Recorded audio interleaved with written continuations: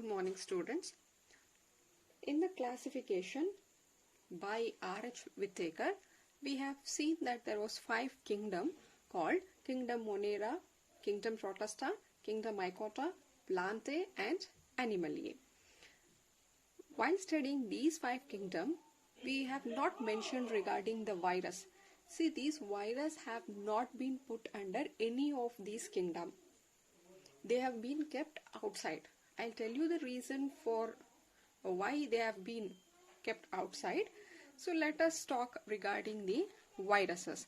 The viruses meaning venom, or you can call it as a poisonous fluid. Virus, the term means it's a venom or the poisonous fluid. The study of virus, the branch of study of virus, you call it as virology. Again, here the same logy is to study. Viro, we are talking regarding the virus. It is a study of virus. You call it as virology. Here the virus are not true living. It is not a true living, meaning they are not fully living. See, they are acellular or non-cellular, meaning they are not made up of cell. And we know that cell is a basic structural and functional unit of all living organism. If you want to call it as a living organism, their basic unit is they will have the cell. But these viruses are acellular or a non-cellular. So this is a characteristics of a non-living thing, right? Next, and they have an inert crystalline structure. See, these type of structures you can find in case of non-living. So these two are the characteristics of non-living organism, right? We have studied these are the characteristics of non-living organism. And coming to its next point, they can multiply only inside the living cell of infected organism, meaning when they are outside, they are inert and they are acellular. They live as a remain as a non-living. As soon as they get into a host cell, as soon as they infect other organism, inside that infected organism, they start multiplying, meaning what? They are reproducing. And we have seen the reproduction. The reproduction is a characteristics of living organism. If I say viruses are able to reproduce, they are able to multiply, meaning we are talking of a characteristic, something which a living organism exhibit. And they are intracellular obligate parasite. Inside, which can inside the host, they are compulsorily parasitic, meaning they are dependent on that living organism within which they are present. Clear? So these are all what? Characteristics of living. Now you can see virus has the characteristics of non-living also, and it is also showing the living characteristics. Therefore, you call them as the viruses are not true living. Outside the host, they behave as a non-living particle. Inside the host, they are the living. We generally call them as a living particles only. Clear? So this is a reason why the virus have not been put under any of these 5 kingdom classified by R.H. Whittaker. And let us see the discovery of virus. It was initially, you know who is Louis Pasteur? Louis Pasteur, when he was studying the rabies, we know he is the one who has come up with the vaccination for the rabies. So while doing this, he knew that the causative agent for the rabies is very small. He knew that the causative agent of rabies are very small, but he knew this one, but he failed to recognize them. See, because that time we had only the light microscope. Under light microscope, these small particles were not visible. Therefore, he failed to recognize at that time. But what he know is that the causative agent for this disease is very small. Later on, it was in 1884, Charles Chamberlain discovered a designed filter, and he called that filter as Pasteur Chamberlain filter. See, these filter had small pores that were smaller than the bacteria. Getting? So there was a filter designed by the Charles Chamberlain, and he called that filter as Pasteur Chamberlain filter. That filter, inside that, it had a mesh-like structure with having a small pores, and the pore size of that mesh was so small that is smaller than the bacteria. So what happens when you pass a solution or a filter? When you pass something which is including the bacteria, when it is passed through a filter, the solution what it comes after the filtration. Here, see, since suppose if this is a solution what we are passing in the filter, and it had a small mesh with the smaller pores. Now what happens, since these pores are smaller than the bacteria will remain in the filtrate in the filter only. The bacteria cannot pass through the pore, therefore they remain in the filter, and whatever solution comes out from this filter, they are free from bacteria. Free from bacteria. It's obvious, right? If you pass a solution, this was a solution with the bacteria. So how to purify them? Just put that in the solution into the filter. Now what happens, once the solution comes out from the filter, the bacteria will get settled in the filter itself, leaving only the solutions which are free from the bacteria. Clear? So this had helped in discovery of the virus. So later on, it was in 1892, one more scientist called Ivanovsky, a Russian scientist. Ivanovsky, what he did is, he was studying regarding the tobacco mosaic disease which were caused in the tobacco leaf. So he took that tobacco leaf. It is not infected tobacco leaf. I will write it as infected tobacco leaves, and he just crushed it and then extracted the filter. Infected tobacco leaf, take it, crush it nicely, then only take out that liquid, extract from the filter, and then it was passed in the filter here. Which filter? This Pasteur Chamberlain filter. And now whatever the extract we have got here, after passing from the filter, should be free from the bacteria. But what he did is, he took this extract, and then when he spread on a healthy plant, he saw that the healthy leaf had developed the disease. That indicate what? Here the infectious agent is not bacteria, right? If it was a bacteria, it would have got separated at this point only, this filter, because this extract which is coming from the filter doesn't have any bacteria. But still, if this extract is infectious, meaning it is not a bacteria which is causing the disease. But he couldn't identify exactly what, but he came to conclusion that maybe it is some toxic which are produced from the bacteria, or maybe some deficiency which is causing this disease. And it was further continued by one more scientist. See, later on it was a Beijerinck.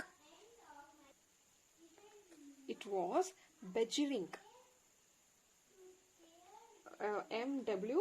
Beijerinck, in the year 1898. He demonstrated that the extract of infected plants of the tobacco could cause infection in healthy plants also. If you are taking this extract and then spraying that extract to a healthy plant also developed the disease. Therefore, he called those as contagium vimum fluidum, or you can also say it is a soluble living germ. And later he called it as a virus. Later it was called as virus. Clear?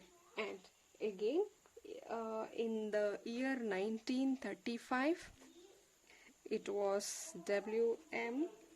Staley showed that the virus could be crystallized. The virus could be crystallized.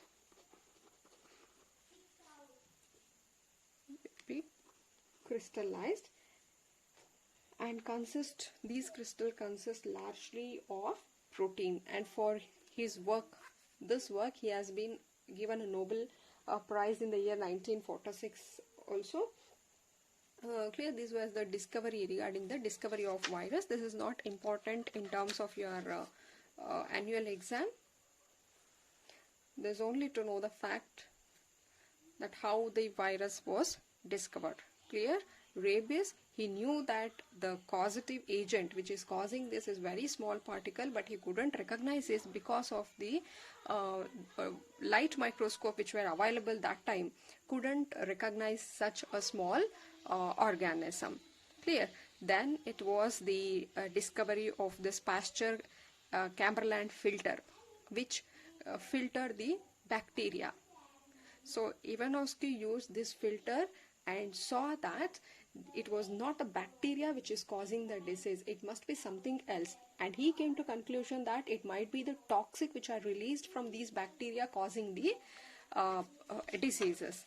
Later on, it was this Beijering who found that the extract had that ability to spread for a healthy leaves or a healthy plant.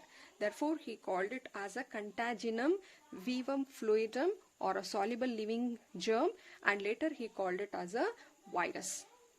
Clear? And this was the one who started crystallizing and storing the virus in a crystallized form. Clear?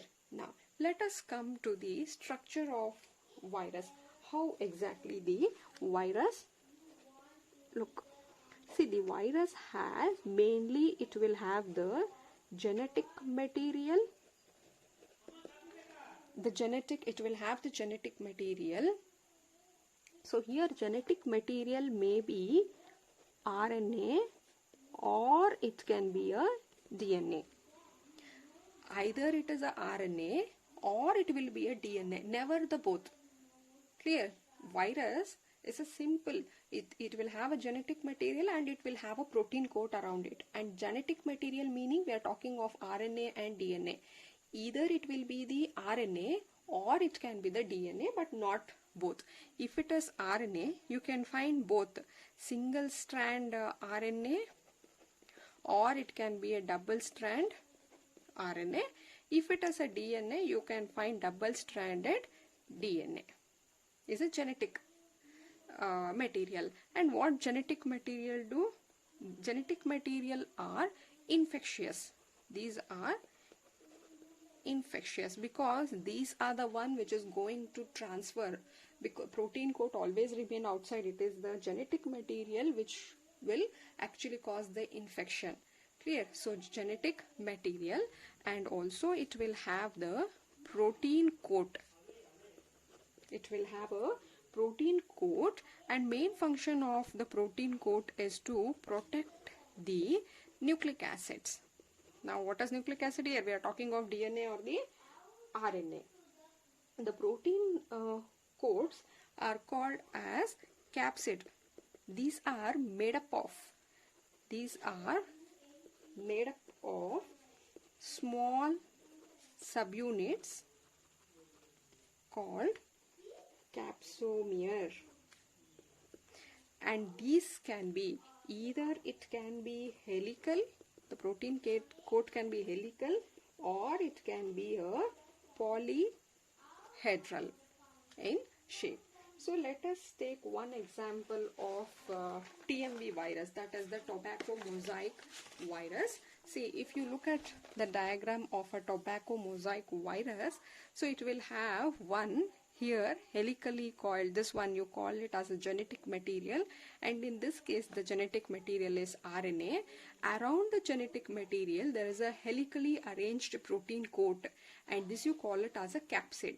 This green one you call it as a capsid. If you look at capsid, the capsids are made up of smaller subunits like this, each one here. These are called as capsomere.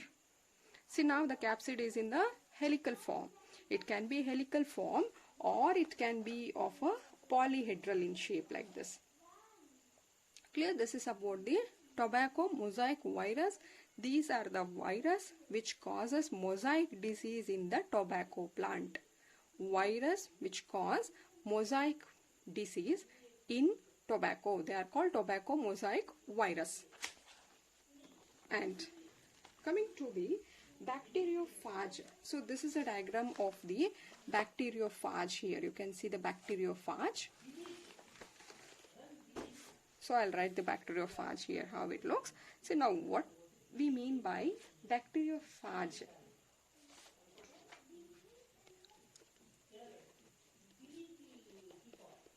Always we get confused by the term bacteria. We think that it is a bacteria, but it is the virus which attack bacteria.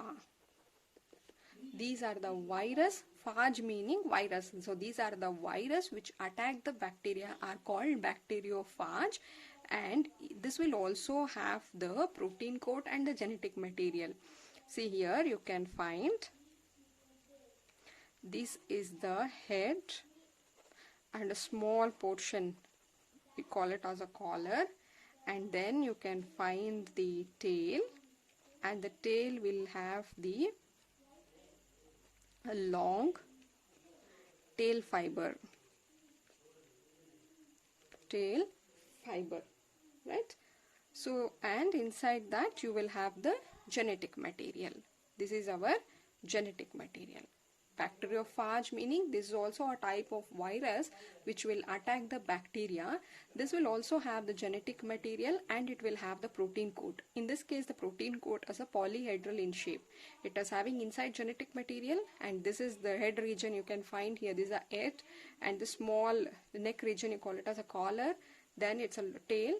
A tail will have the long tail fibers. Let us see how they attack. Suppose if this is a bacteria, bacteria will have its genetic material, right? Now this is a bacteriophage which will attack the bacteria, and here what happens is the protein coat will remain outside. It is only the genetic material which is present or introduced into the bacteria cell. So this is now our bacteria cell, and this is our bacteriophage. Bacteria will have its own genome. The bacteriophage which will attack the bacteria, the protein coat will remain outside. It is only the genetic material which is passed into the bacteria. Later on, this genome will take up all machineries from this bacteria. It will enter into the bacteria, take up all the machineries, whether it's a protein, whatever it is needed, it will take up the materials from this bacterial cell, and they start multiplying. And as it progresses, you can see there is lot of these viruses which are multiplied using these machineries, and finally this will open, it will burst open, and the bacteriophages are released outside, and the bacteria are being destroyed. This is how they normally infect. Anyways, we don't need much information now. So virus here can be, we know that virus meaning it can cause disease in case of human. In case of human, there are many diseases which are caused by the viruses, like it is a smallpox, chicken pox. Heard of all this? Smallpox, then it is the chicken pox, the mumps, herpes, polio, AIDS, influenza, the rabies, all this disease are caused by the virus in case of human. Even this will cause disease in case of plant also. We have seen tobacco mosaic disease. Similarly, we have cauliflower mosaic diseases. So usually they show various symptoms, the yellowing of the leaf, curling of the plants, and the short stunted growth in case of a plants. These are all due to the virus. See, apart from the disadvantage, virus can be useful also, because the virus are used as a vector. This can be used as vector. You will understand this in your class 12, because we know in biotechnology we often use this term called vector. Vector or something, it acts as a vehicle. It will carry the target piece of DNA into the host.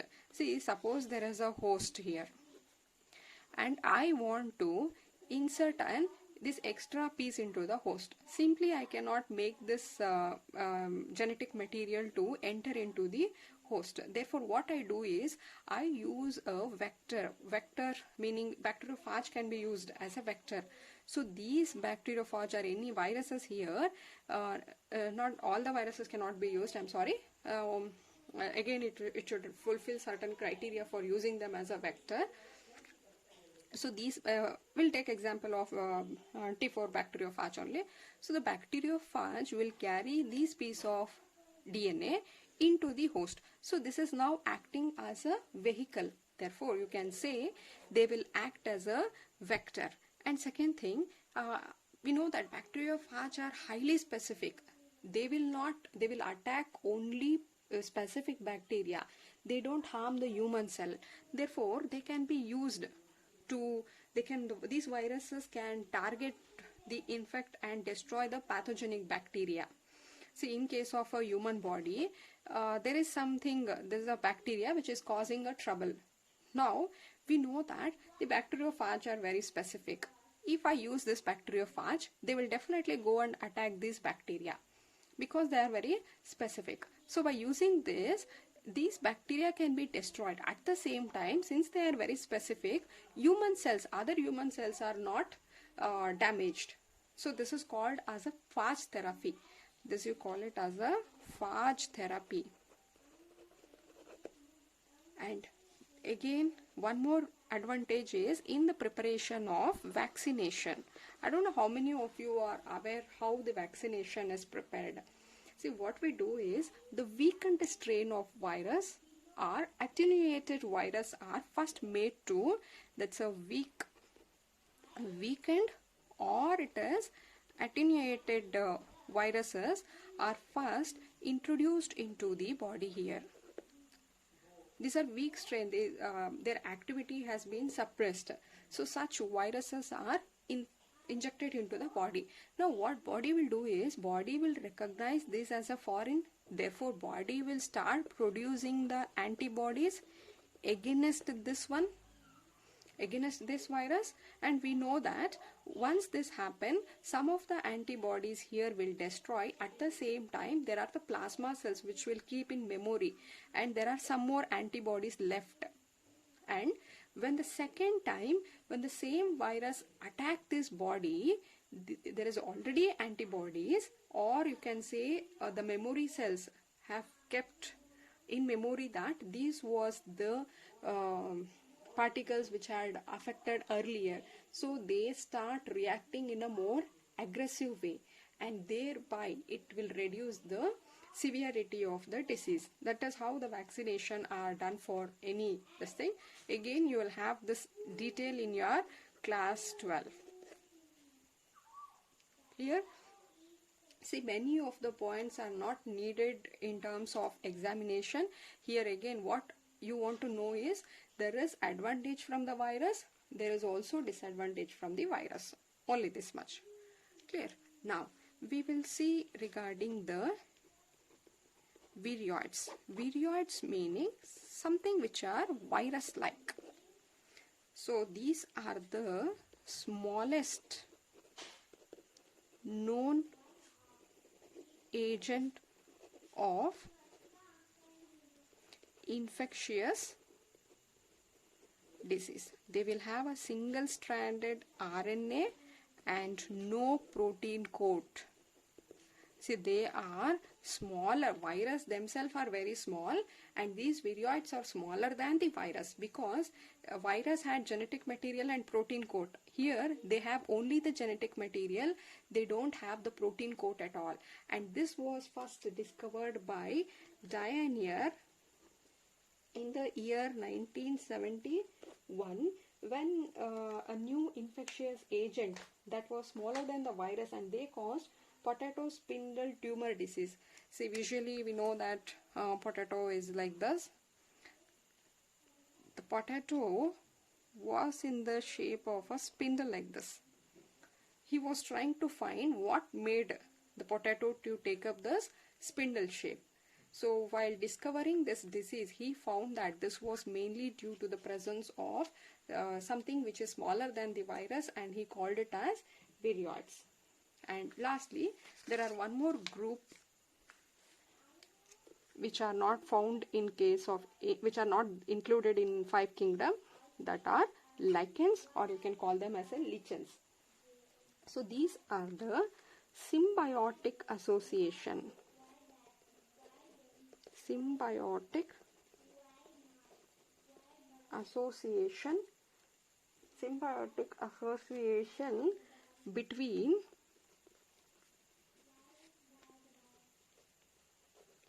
algae and fungi. See, the symbiotic association between the algae and fungi, you call them as a lichens. Symbiotic, I have already told, there is a mutual benefit from each other. So here, the algal component here, you call it as phycobiont, and the fungal component as mycobiont. Algae plus fungi is equal to, you call them as a lichens. So algal component is called as phycobiont, the fungal component you call it as a mycobiont. See, here we know that these are autotrophic in nature, whereas fungals are heterotrophic in nature. Now what it will do is, algae, since they are autotrophic, they will prepare the food, and they will also give some part of the prepared food to the fungi. They always stay together. Here algae and fungi stay together. What algae, since they are autotrophic, they will prepare their food and they give food to the fungi. Since fungi is heterotroph, but they cannot give food, but still they provide the shelter to the algae, and also they will absorb the nutrient materials and water, and it will give to the algae. Using those nutrient and water, it will prepare food and it will give food to the fungi. Both are mutually benefited, so such association are called lichens. And one more thing here are, lichens are very good. These are very good pollution indicators. Very good pollution indicator, meaning, see, lichens are grown only in a pollution free environment. You cannot see, lichens do not grow in a polluted area. So somewhere if you find lichens around you, that means it indicates that the environment in which you are is free from pollution. Clear? So here, from the exam point of view, you should study only this much. See, virus behave both as non-living as well as living. Therefore, they have not been put under any kingdom. They have been kept separately. 1 point, right? And discovery is not needed.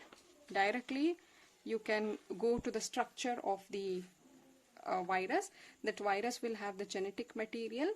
Genetic material can be DNA or it can be RNA. And they are infectious. And they will have a protein coat. This is there to protect them, and also the protein coats are made up of a small subunit called capsomere. which can be helical or polyhedral. Second thing which you should know. And third one is bacteriophage. Bacteriophage meaning virus which attack the bacteria. No need of all these things. Virus which attack the bacteria are called bacteriophage. Third point. And fourth one is regarding the, where is that?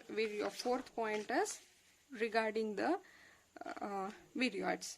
So virioids, these are smallest known agent, smaller than the virus.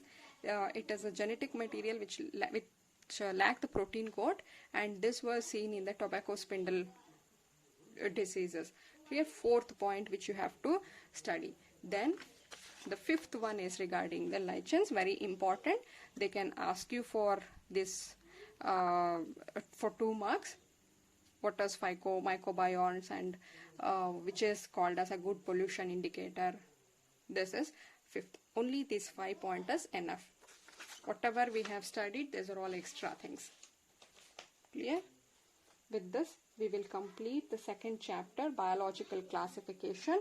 In the next chapter, we are going to study in detail of plant kingdom. Yeah?